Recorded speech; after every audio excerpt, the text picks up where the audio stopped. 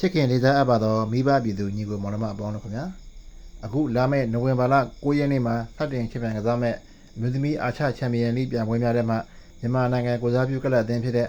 ISP အသင်းပါဝင်တဲ့အုပ်စုပွဲစဉ်များကိုမြန်မာအသံ Channel 9နဲ့ Sky နဲ့တို့မှာဓာတ်ရိုက်ထုတ်လွှင့်ပြသမယ့်အပြင်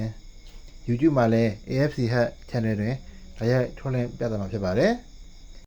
အဆိုပါပလက်ဖောင်းများမှာကြည့်ရှုလို့မရနိုင်တဲ့တချို့ပြည်ပရောက်မြန်မာနိုင်ငံသားများအတွက်လည်းကျွန်တော်တို့ရဲ့ Forward မြန်မာ Football Facebook Page နဲ့ Telegram Channel တို့မှာဘောလုံးပွဲတရားကြည့်ရှုလို့ရတဲ့လင်းများကျွန်တော်တို့တင်ပြသွားမှာဖြစ်ပါတယ်။ဟုတ်ကဲ့ ISP အသင်းရဲ့ပွဲစဉ်တွေကတော့9ရက်နေ့ည9:00နာရီ